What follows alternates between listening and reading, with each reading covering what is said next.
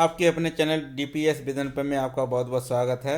दोस्तों, मैं अनुपम कुमार सिंह फिर एक नए वीडियो के साथ आपके सामने उपस्थित हुआ हूं। दोस्तों, जो आज टॉपिक हमने लिया है भारतीय संविधान से अनुसूची। तो अनुसूचियां बहुत ही महत्वपूर्ण सेशन है ये। दोस्तों गाइज, अगर आप हमारे चैनल पर नए हैं तो अभी तक आपने हमारे चैनल को सब्सक्राइब नहीं किया तो चैनल को सब्सक्राइब कर लें, और वीडियो अगर अच्छा लगे तो वीडियो को लाइक और शेयर करना ना भूलें। तो दोस्तों शुरू करते हैं आज का सेशन। दोस्तों, अगर आप आर ओ की तैयारी कर रहे हैं, अगर आप पीजीटी या टीजीटी की तैयारी कर रहे हैं, वो भी आपका सब्जेक्ट पॉलिटिकल है, तब ये सेशन आपके लिए बहुत ही इम्पोर्टेंट है। और पुलिस की अगर तैयारी कर रहे हैं तो ये सेशन उनके लिए भी बहुत ही महत्वपूर्ण रहने वाला है। दोस्तों शुरू करते हैं आज का सेशन। अनुसूची। तो अनुसूची वन, तो पहले हम बात कर लेते हैं टोटल भारतीय संविधान, जब मूल संविधान जिसको बोलते हैं, उस समय अनुसूची दोस्तों कितनी दी गई थी? 8 अनुसूचियां दी गई थी। अगर हम वर्तमान में पूछें कि वर्तमान में कितनी अनुसूचियां हैं, तो वर्तमान में जो अनुसूचियां हैं 12। तो अब ये 4 अनुसूची कब कब जोड़ी गई, इसकी भी बात हम डिटेल में चर्चा करने वाले हैं। तो जो 8 अनुसूचियां थी मूल संविधान में, वर्तमान में कितनी हैं? 12 अनुसूचियां हैं। तो सबसे पहले हम देखते हैं अनुसूची वन। अनुसूची वन में किसके बारे में बताया गया? तो अनुसूची वन के बारे में बताया गया भारत का संघ और उसका राज्य क्षेत्र, यानी भारत का जो निर्माण होता है कितने राज्यों से होता है और कितने केंद्र शासित प्रदेशों से मिलकर हुआ है, इसकी चर्चा दोस्तों अनुसूची वन में की गई है। कौन से राज्य का निर्माण कब हुआ, ये दोस्तों सारी चर्चा अनुसूची वन में की गई है। तो अगर हम वर्तमान में जो राज्य देखते हैं वो कितने राज्य हैं दोस्तों? 28 राज्य हैं। और केंद्र शासित प्रदेश की अगर चर्चा करें तो वो कितने हैं? 8 केंद्र शासित प्रदेश हैं। तो इस तरह से हमारा अनुसूची वन में भारत और उसके राज्य क्षेत्र के बारे में वर्णन किया गया है। अनुसूची 2 में दोस्तों किसके बारे में बात की गई? वेतन, भत्ते और पेंशन के बारे में। अब बात आ जाती वेतन, भत्ते, पेंशन किसकी बात कर रहा है, किसके वेतन की बात की जा रही है या किसके भत्ते की बात की जा रही है? यहाँ पर अनुसूची 2 में दोस्तों जो वेतन पेंशन के बारे में चर्चा की गई है, तो वो निम्नलिखित लोगों के बारे में, जैसे कि हमारे राष्ट्रपति का वेतन कितना होता है। तो दोस्तों अब वर्तमान में ये 5 लाख कर दिया गया है। राष्ट्रपति का जो वेतन है वो 5 लाख कर दिया गया। हम अगर उपराष्ट्र की वेतन की बात करें तो वो 4 लाख रुपए हो गया प्रति माह। ये कैसा है? प्रति माह मिलने वाला वेतन है। और इसकी चर्चा जो की गई है अनुसूची 2 के अंतर्गत की गई है। वहीं अगर राज्यपाल के वेतन की बात करें तो 3,60,000 है। वहीं मुख्य न्यायाधीश यानी सुप्रीम कोर्ट के जो मुख्य न्यायाधीश है उसकी अगर हम बात करें वेतन की 2,80,000 की प्रति माह। अगर सुप्रीम कोर्ट के जो अन्य न्यायाधीश हैं उनका वेतन कितना होता है? 2,50,000। तो इनकी जो चर्चा कहाँ की गई है, इनके वेतन, पेंशन और भत्ते के बारे में जो चर्चा होती है वो अनुसूची 2 के अंतर्गत होती है। नेक्स्ट देखते हैं अनुसूची 3। अनुसूची 3 में दोस्तों क्या होता है? तो अनुसूची 3 पदाधिकारियों की शपथ। अनुसूची 3 में किसके बारे में वर्णन किया गया? पदाधिकारियों की शपथ। अब किन पदाधिकारियों की शपथ की बात की गई यहाँ पर? ये तो पता है कि शपथ की बात की गई है, जो पदाधिकारी हैं उनकी शपथ की बात की गई। अब कौन कौन पदाधिकारी ऐसे हैं जिनकी शपथ के बारे में यहाँ पे चर्चा की गई अनुसूची 3 में? तो सबसे पहले बात की गई है मुख्य न्यायाधीश, यानी मुख्य न्यायाधीश की जो शपथ लेता है मुख्य न्यायाधीश, उसको शपथ कौन दिलाता है? राष्ट्रपति। इसकी चर्चा की गई है अनुसूची 3 में, और इसको जो शपथ दिलाता है वो कौन दिलाता है? राष्ट्रपति। वहीं प्रधानमंत्री जो शपथ लेता है इसकी चर्चा अनुसूची 3 में की गई है, और इसको जो शपथ दिलाता है वो भारत का जो राष्ट्रपति होता है उसके दिलाई जाती है। दोस्तों लोकसभा अध्यक्ष, जो लोकसभा अध्यक्ष होता है ये पद की शपथ नहीं लेता है। ये क्या है? ये पद की शपथ नहीं लेता है, याद रखना दोस्तों।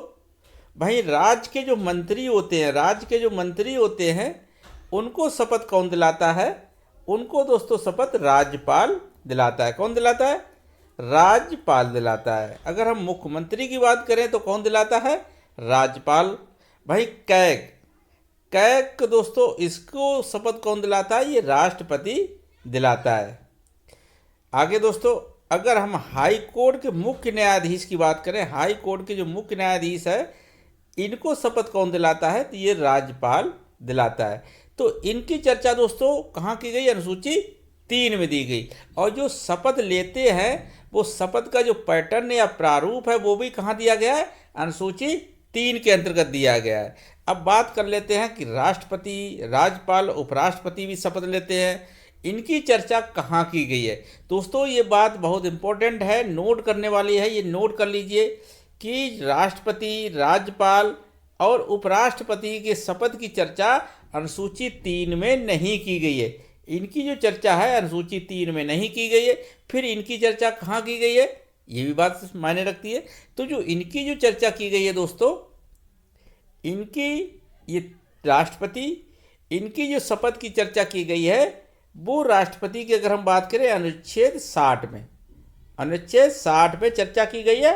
और इसको जो शपथ दिलाता है कौन दिलाता है? उपराष्ट्रपति।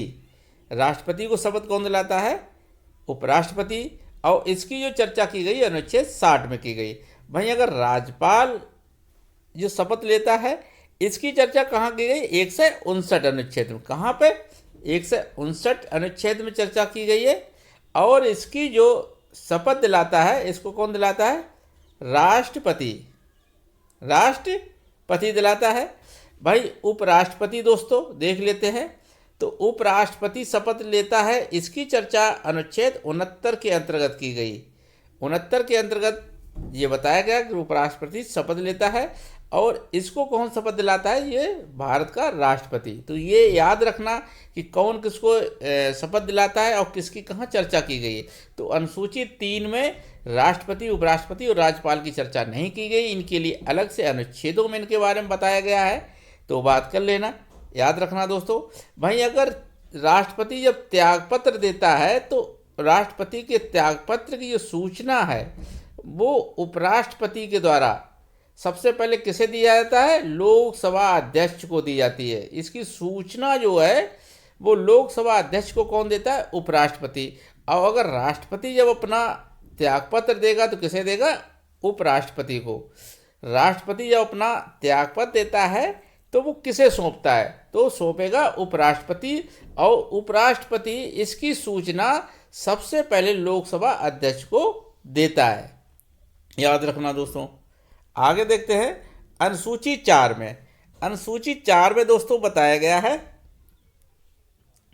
कि अनुसूची 4 में राज्यसभा में स्थानों का आवंटन, किसके? राज्यसभा में स्थानों का जो आवंटन है इसके बारे में चर्चा की गई दोस्तों। अनुसूची 4, तो अनुसूची 4 में राज्यसभा में स्थानों का आवंटन। तो राज्यसभा में स्थानों का आवंटन दोस्तों, राज्यसभा में टोटल अगर हम बात करें 245 सीट, कितनी?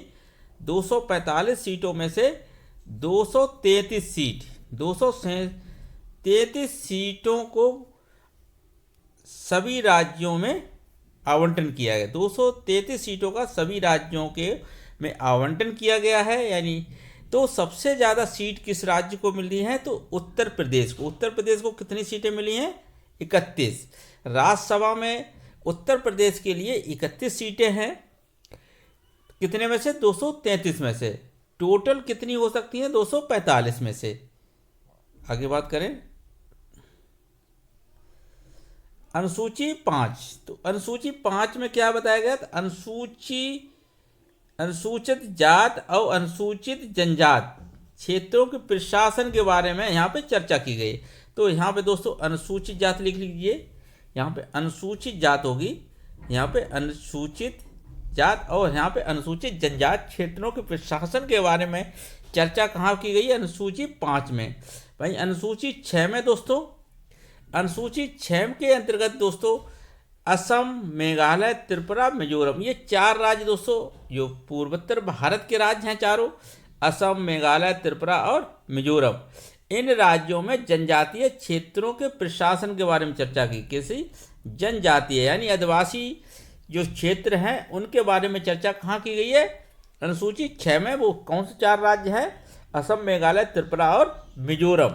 ये इंपॉर्टेंट बात है दोस्तों, कई बार पूछा गया है। अनुसूची 7 में शक्तियों का पृथक्करण। शक्तियों का पृथक्करण कितनी सूचियों के अंतर्गत किया गया? 3 अनुसूची। तो सबसे पहले इसमें 3 अनुसूची 7 में कितनी सूचियां दी गई हैं? 3। संघ सूची, राज सूची, समवर्ती सूची। अब इनका मतलब समझ लेते हैं दोस्तों। तो दोस्तों संघ सूची के अंतर्गत जो भी विषय आते हैं उन पर सिर्फ केंद्र ही कानून बना सकता है। उन पर सिर्फ केंद्र ही कानून बना सकता है। तो जैसे कि संघ सूची में 100 विषय दिए गए, कितने? 100। तो 100 विषयों पे केंद्र कानून बना सकता है, यानी संसद कानून बना सकती है, जिसमें कोई भी राज्य का विधानमंडल कानून नहीं बना सकता है। तो संघ सूची में 100 विषय हैं। अगर हम मूल संविधान की बात करें कि जिस समय मूल संविधान यानी संविधान लागू किया गया था, तो उस समय संघ सूची के लिए सिर्फ 97 विषय रखे गए थे, जो अब बढ़कर कितने बढ़ गए? 3 विषय और बढ़ गए संघ सूची में। तो उस समय 97 विषय थे जिस पे केंद्र कानून बना सकता था। केंद्र का मतलब संसद कानून बना सकती थी। अब अगर राज सूची के विषय में जो विषय आते हैं वो हैं 61, यानी इसमें जो है वो राज्य कानून बना सकते हैं। इतने विषय ऐसे हैं, 61 विषय ऐसे हैं जिसमें राज्य कानून बना सकती है। अगर मूल संविधान में उस समय 66 विषय थे जिस पे राज्य कानून बना सकता था। अब कितने हैं वर्तमान में? 61 विषय। भाई समवर्ती सूची में 52 विषय हैं इस समय वर्तमान में, और मूल संविधान में ये 47 थे। इंपॉर्टेंट याद रखना दोस्तों, 47 विषय थे जो कि मूल संविधान में 47 रखे गए थे समवर्ती सूची में, और 52 विषय ऐसे हैं जिसमें केंद्र और राज्य दोनों ही कानून का निर्माण कर सकते हैं। केंद्र भी बना सकती है इन विषयों पे कानून, और वहाँ पे राज्य विधानमंडल और संसद दोनों ही यहाँ पे कानून बना सकते हैं। याद रखना दोस्तों। अनुसूची 8 में दोस्तों क्या बताया गया है? राजभाषाओं के बारे में चर्चा की गई है। टोटल राजभाषाएं कितनी हैं? राजकीय भाषा जिसे बोल सकते हैं 22 भाषाएं हैं। अगर मूल संविधान में उस समय 14 ही भाषाएं बताई गई थी। कितनी बताई गई थी? 14 भाषाएं बताई गई थी। अब दोस्तों वर्तमान में 22 हो गई। तो कब कब मूल जो भाषाएं हैं जोड़ी गई, इसमें देख लेते हैं। 21वां संविधान संशोधन होता है 1967 में। कब? 1967 में। और इसमें एक भाषा जोड़ी गई थी जिसका नाम था सिंधी। सिंधी भाषा जोड़ी गई थी 21वां संविधान संशोधन के द्वारा 1967 में। भाई 71वां संविधान संशोधन होता है, कब होता है? 1992 में होता है। और इसके अंतर्गत 3 भाषाएं जोड़ दी गई, कोंकणी, मणिपुरी और नेपाली। कोंकणी, मणिपुरी और नेपाली 3 भाषाएं जोड़ी गई हैं। तो तीनों भाषाएं कब जोड़ी गई? 1992 में। और कौन सा संविधान संशोधन हुआ था? 71वां संविधान संशोधन। 92वां संविधान संशोधन के अंतर्गत जो कि 2003 में किया गया था। 92वां संविधान संशोधन कब किया गया था? 2003 में किया गया था। और इससे 4 भाषाएं जोड़ दी गई, बोडो, डोगरी, मैथिली और संथाली। बोडो, डोगरी, मैथिली और संथाली। BDMS, इसको इस तरह से लिख सकते हैं, BDMS, बोडो, डोगरी, मैथिली, संथाली। अगर हम बात करें बोडो भाषा कहाँ बोली जाती है? वो असम के क्षेत्रों में बोली जाती है। वहीं डोगरी जो भाषा है वो जम्मू कश्मीर में बोली जाती है। मैथिली जो भाषा है वो बिहार में भी कुछ लोगों के द्वारा बोली जाती है। और संथाली भाषा जो कि झारखंड में कुछ लोगों के द्वारा बोली जाती है। भाई अगर हम नेपाली भाषा की बात करें, ये कहाँ बोली जाती है? तो दोस्तों ये नेपाली भाषा भारत में नेपाल बॉर्डर से लगे हुए क्षेत्रों में रहने वाले भारतीय लोगों के द्वारा बोली जाने वाली भाषा है। वहीं मणिपुरी भाषा ये मणिपुर में बोली जाती है। तो दोस्तों ये याद रखना। भाई अनुसूची 9 में दोस्तों, अनुसूची 9, इसमें दोस्तों भूमि सुधार आंदोलन और जमींदारी उन्मूलन, यानी भूमि सुधार आंदोलन और जमींदारी उन्मूलन का वर्णन किया गया है। और ये कब जोड़ी गई, क्योंकि वर्तमान मूल संविधान में 8 ही अनुसूचियां थी, तो 9वीं जो अनुसूची जोड़ी गई थी वो प्रथम संविधान संशोधन के द्वारा। और ये कब होता है? 1951 में। 1951 में दोस्तों प्रथम संविधान संशोधन होता है, जिसमें अनुसूची 9 को जोड़ा गया था। बात करें अनुसूची 10। अनुसूची 10 दोस्तों कब जोड़ी गई? अनुसूची 10 किससे संबंधित है? ये दल बदल कानून से, दल बदल कानून से संबंधित है। और ये जो जोड़ी गई थी 92वां संविधान संशोधन के द्वारा। किसके द्वारा? 92वां संविधान संशोधन के द्वारा 1985 में इसको जोड़ा गया था, अनुसूची 10 को। अनुसूची 11 दोस्तों, अनुसूची 11 में दोस्तों ग्राम पंचायत के बारे में वर्णन किया गया, ग्राम पंचायत के बारे में। और दोस्तों इसको संवैधानिक दर्जा कब दिया गया? 73वां संविधान संशोधन के द्वारा। 73वां संविधान संशोधन कब होता है? 1992 में होता है, और जो लागू होता है 1993 में। अगर हम बात करें कि अधिनियम कब बन गया था? 1992 में, और 73वां संविधान संशोधन के द्वारा। दोस्तों ग्राम पंचायत के अंदर कितने विषय रखे गए हैं? 29 विषय रखे गए हैं। कितने? 29 विषय दिए गए ग्राम पंचायत में। दोस्तों ग्राम पंचायत के बारे में हमारे नीति निर्देशक तत्व अनुच्छेद 40 के अंतर्गत भी बताया गया है। कितना?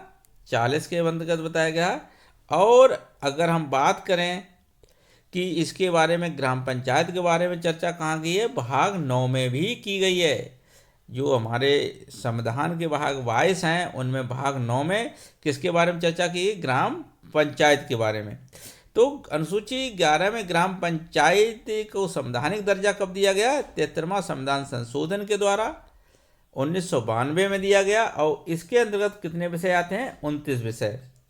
दोस्तों अनुसूची 12 को कब जोड़ा गया? इसके अंतर्गत नगर पालिकाओं से संबंधित ये अनुसूची है। और इस अनुसूची को 74वां संविधान संशोधन के द्वारा, कौन सा संविधान संशोधन होता है? 74वां। कब होता है? 1992 में होता है। और ये लागू कब होता है? 1993 में। इसके अंतर्गत दोस्तों कितने विषय रखे गए थे? 18 विषय रखे गए थे। 18 विषय, जिसपे कि जो नगर पालिका के प्रमुख होता है वो इन पे विषय अपने कानून, रेगुलेशन, नियम बना सकता है। वहीं 73वां संविधान संशोधन जो कि ग्राम पंचायत के मुखिया के लिए 29 विषय रखे गए हैं, जिसपे वो अपना नियम कानून बना सकता है। दोस्तों जिससे हमने 7वीं अनुसूची में जो बात की थी कि संघ सूची, राज्य सूची, समवर्ती सूची में कुछ विषय जो बताए थे, अगर हम प्रमुख विषयों की बात करें कि ऐसे कौन कौन से विषय हैं जिस पे कौन कानून बना सकता है, अगर हम संघ सूची के मुख्य जो विषय हैं उन पे चर्चा कर लेते हैं। जैसे रक्षा मामले से संबंधित अगर कोई कानून बनता है तो केंद्र बनाएगी। वहीं विदेशी मामलों से अगर संबंधित कोई कानून बनाना है तो उसे कौन बनाएगा? केंद्र सरकार बनाएगी। डाक से संबंधित केंद्र बनाएगी। बीमा बैंकिंग से संबंधित दोस्तों कौन बनाएगा? केंद्र बनाएगी। रेल से संबंधित ये भी केंद्र बनाएगी। और दोस्तों क्या होता है? हवाई जहाज से संबंधित कौन बनाएगा? केंद्र सरकार। एक होता है बंदरगाह। कौन सा? बंदरगाह, जहाँ जहाज़ों का आना जाना होता है, जहाँ पे जहाज आते हैं, रुकते हैं, और जहाँ से जहाज एक स्थान से दूसरे स्थान के लिए पलायन करते हैं, तो ऐसे स्थान को बंदरगाह कहा जाता है। इन विषयों पर जो केंद्र के द्वारा यानी संसद ही कानून बना सकती है। वहीं राज्य सूची के अंतर्गत कौन से रखे गए हैं? स्वास्थ्य हुआ, कृषि हुआ, सिंचाई हुआ, न्याय हुआ, इनसे संबंधित जो अगर कोई कानून बनाएगा तो वो राज्य ही बना सकते हैं इन पे कानून। वहीं अगर समवर्ती सूची के अंतर्गत देखें कि ऐसे कौन से विषय हैं जिसपे केंद्र और राज्य दोनों के द्वारा कानून बनाया जाता है, तो जैसे शिक्षा हुआ, वन से संबंधित हुआ, जंगली जानवर हुए, माप तौल, इनसे संबंधित अगर कोई कानून बनाना है तो केंद्र और राज्य सरकार दोनों ही कानून बना सकती हैं। तो दोस्तों ये था आज का सेशन। दोस्तों वीडियो आपको कैसा लगा हमें कमेंट करके ज़रूर बताएं। अगर इसके कोई जानकारी रह गई है तो हमें ज़रूर कमेंट करके बताएं। और दोस्तों वीडियो अगर आपको पसंद आया तो वीडियो को लाइक और शेयर करना ना भूलें। और गाइस अगर चैनल पर नए हैं और अभी तक आपने हमारे चैनल को सब्सक्राइब नहीं किया है तो वीडियो को सब्सक्राइब जरूर कर लें। दोस्तों इसी तरह के न्यू कंटेंट पाने के लिए हमारे चैनल को सब्सक्राइब जरूर करें। तो मिलते हैं किसी नेक्स्ट वीडियो में, तब तक के लिए जय हिंद दोस्तों।